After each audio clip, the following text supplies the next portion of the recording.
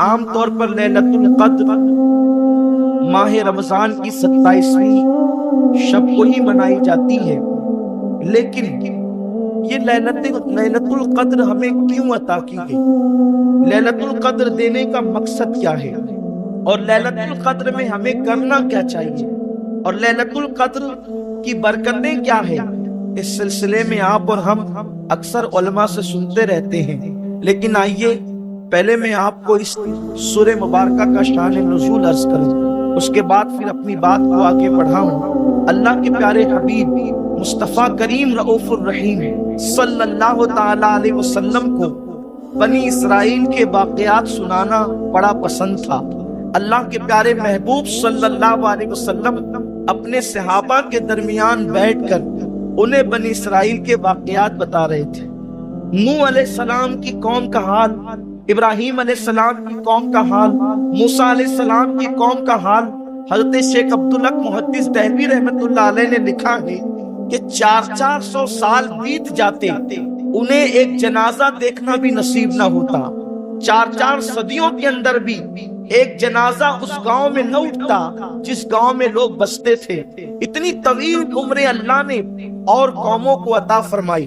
جب حضور سید عالم صلی اللہ علیہ وسلم نے ایک اسرائیلی بزرگ کا واقعہ بیان کیا، ان کی عبادتیں بیان کی، ان کے روزے بیان کیے، تو مصطفیٰ کریم صلی اللہ علیہ وسلم کی بارگاہ میں صحابہ نے عرض کیا، یا رسول اللہ، ان کی تو اتنی عمریں تھیں، ہمارے پاس تو اتنی عمر نہیں۔ امت محمدیہ کی عمر طبعی طور پر 60 اور 65 سال ہے۔ میرے آقا، ہمارا کیا ہوگا؟ بس سوال کرنے والے کون ہیں؟ اللہ کے حبیب صلی اللہ علیہ وسلم کے صحابہ۔ سوال کرنے والی وہ مخلوق ہے کہ انبیاء کے بعد ان سے بہتر کوئی ہو نہیں سکتا، اور جواب دینے والے مصطفیٰ جان رحمت صلی اللہ علیہ وسلم، مجیب یعنی جواب دینے والی ذات وہ ہے کہ زبان ان کی ہے اور کلام خداوند قدوس کا ہے۔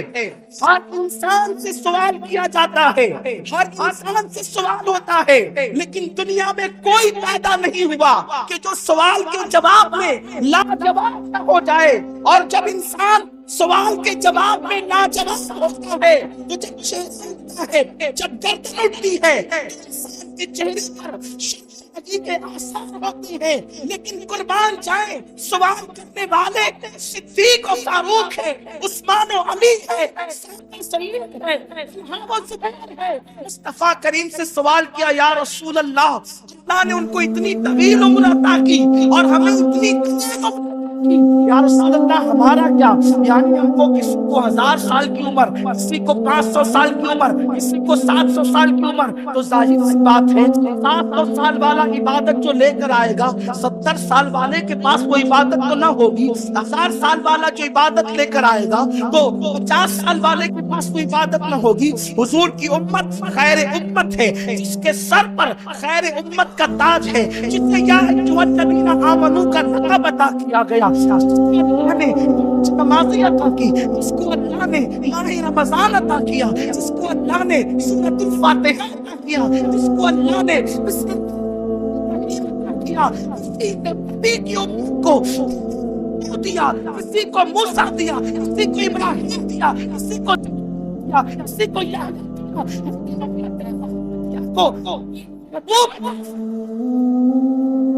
صحابہ نے اس کی یا رسول اللہ ہماری عمریں کم، ان کی عمریں زیادہ۔ یہ سوال ایسا تھا، آمنہ کے لال کی گردن جھک گئی، آمنہ کے لال۔ منکرین فضائل رسالت کو موقع مل گیا، دیکھو نبی نے گردن جھکا لی، لیکن انہیں پتا نہیں کہ نبی کی گردن کیسی عظیم گردن ہے۔ جب اٹھتی ہے تو قبلہ بدلتا ہے، نبی کی گردن جب اٹھتی ہے تو قبلہ بدلتا ہے، اور جب جھکتی ہے تو سورج فجر نازل ہو جاتا ہے۔ ان کی گردن جھکے تو قبلہ بدلتا ہے، ان کی گردن اٹھے تو قبلہ جھکے تو صحابہ کی تقدیر بدل جائے، امت کی تقدیر بدل جائے۔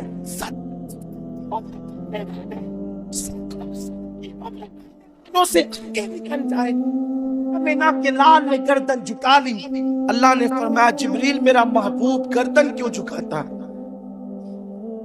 لوگ کہتے ہیں اگر حضور نے معراج کی شب پوچھا جبریل یہ کیا ہے، تو کہتے ہیں حضور کو معلوم ہوتا تو پوچھتے کیوں؟ اب یہاں کوئی کہے کہ اللہ کو معلوم ہوتا تو پوچھتا کیوں؟ اللہ کی شان ہے عالم الغیب والشہادہ، لیکن وہ جبریل سے پوچھتے ہیں محبوب گردن کیوں جھکاتا ہے؟ اور حیرت کی بات یہ سدرہ پہ رہنے والا جبریل اللہ کو عرض کرتا ہے مولا محبوب نے گردن اس لیے جھکائی کہ امت کی کم عمری یاد آ گئی۔ جبریل کو معلوم ہے اور اللہ پوچھ رہا ہے۔ اللہ نے کیوں پوچھا؟ اس لیے کہ پوچھنے میں حکمت تھی۔ اللہ نہ پوچھتا تو لوگوں کو پتہ کیسے چلتا کہ محبوب کا گردن جھکانا کیوں ہے؟ اور محبوب کی گردن جھکی تو اللہ کی رحمت کی بے قرار، اللہ تبارک و تعالیٰ کی رحمت ہر بے قرار دل کا قرار ہے۔ حضور کی گردن جھکتی ہے تو خدا کی رحمت۔ اللہ اکبر۔ اللہ نے فرمایا جبریل محبوب گردن کیوں جھکا؟ عرض کی مولا تیرے حبیب کو امت کی کم عمری یاد آ گئی۔ ارشاد ہوتا ہے پھر جبریل سدرہ پہ رکنا کیسا؟ جب محبوب کو کہہ کر سنا دے خیر من الف شہر۔ حبیب تیری امت کو ایک رات ایسی عطا کر دیتے ہیں کہ جو 1000 مہینوں سے افضل ہے۔ 1000 مہینوں سے افضل ہے، 1000 مہینوں کے برابر نہیں، 1000 مہینوں سے افضل ہے۔ صاحب روح البیان لکھتے ہیں کہ یہ اس سورہ مبارکہ کو سورۃ القدر کہتے ہیں۔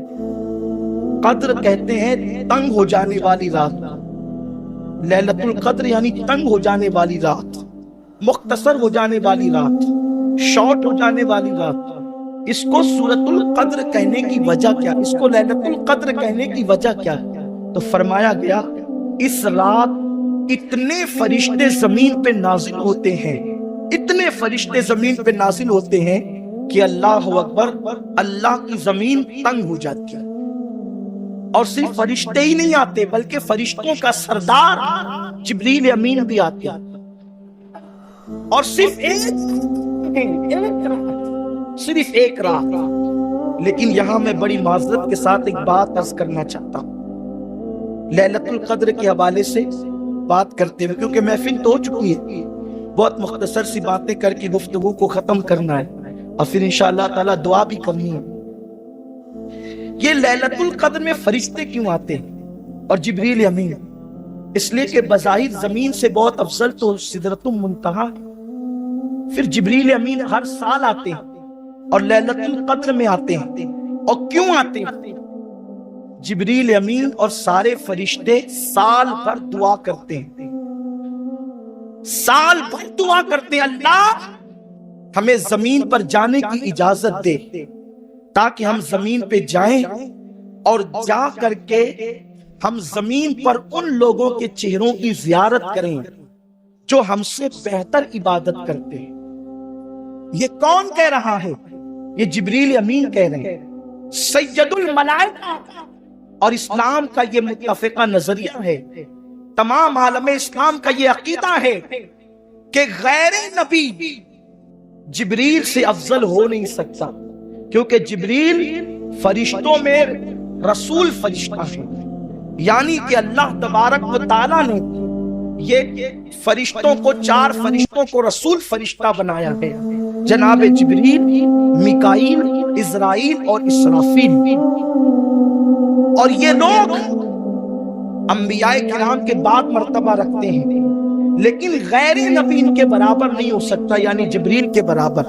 اور جبریل امین کہتے ہیں اللہ ہمیں ان کی زیارت کے لیے جانے دے، ان کے دیدار کے لیے جانے دے جو ہم سے بہترین عبادت کرتے ہیں۔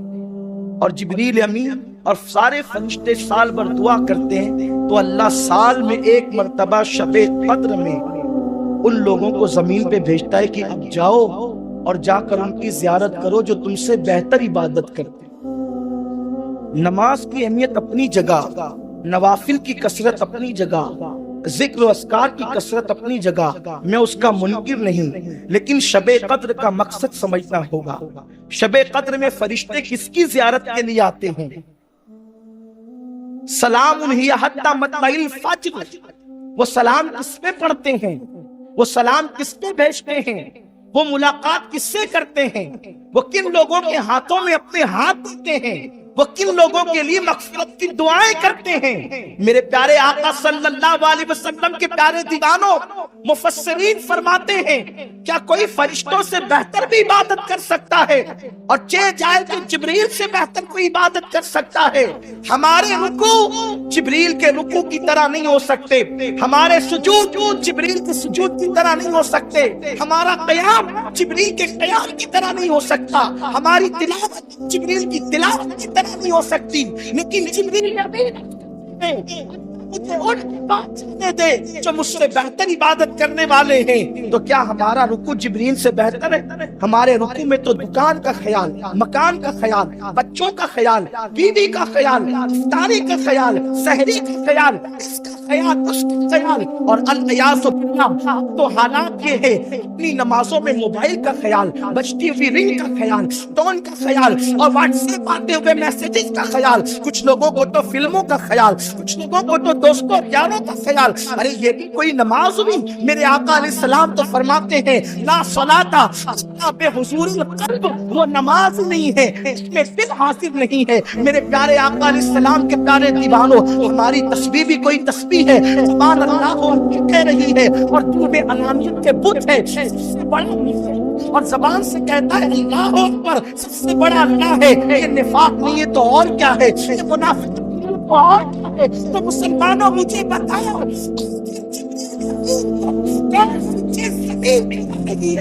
मेरे अल्लाह मुझे उन लोगों के पास जाने जो मुझसे बेहतर इबादत करते हैं, और अल्लाह उन्हें साल में एक बार एक ही रात भेजता है ज़मीन पे लैलतुल क़द्र में।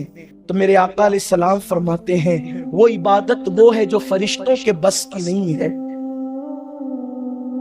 फरिश्ते उन इबादत गुजारों को ढूंढते हैं। कौन इबादत गुजार? जो बीमारों की इयादत के लिए जाते हैं, उन इबादत गुजारों को ढूंढते हैं। फरिश्ते उन लोगों को ढूंढते हैं जो अपने मुंह का लुक़्मा तर अपने मुंह से रोक किसी और के मुंह में डाल देते हैं। फरिश्ते उन इबादत गुजारों को ढूंढते हैं जो अपनी जरूरत पर दूसरों की जरूरत को तरजीह देते हैं। फरिश्ते उन इबादत गुजारों को ढूंढते हैं जो लोगों का दिल ज़बान से शोले बरसा करके तोड़ते नहीं है, बल्कि फूल बरसा करके जोड़ देते हैं। फरिश्ते उन लोगों को ढूंढते हैं गोया के जो अपने लिए ईद के कपड़े बाद में बनाते हैं, पहले मोहल्लों के मुफलिसों को कपड़े पहनाते हैं। फरिश्ते उन इबादत गुजारों को ढूंढते हैं जो अपने घर में इफ्तार के फल बांटते हैं, पहले गरीबों के घर पहुंचाते हैं फलों को। ये इबादत तो जिब्रील के बस में न थी, ये इबादत तो फरिश्तों के बस की न थी, इसलिए कि जिब्रील खाता ही नहीं तो खुद भूखा रह करके दूसरों को खिलाने का फेल कैसे करता? फरिश्ते तो खुद खाते नहीं तो दूसरों को खिलाने का फेल कैसे करते? फरिश्ते तो बज़ाहिर बीमारों की इयादत के लिए अपना कारोबार और काम दाम छोड़कर जाते नहीं, इसलिए कि उनका कोई कारोबार नहीं, उनके बीवी बच्चे नहीं, उनके रिश्तेदार नहीं, उनके अहलो अयाल नहीं। तो मेरे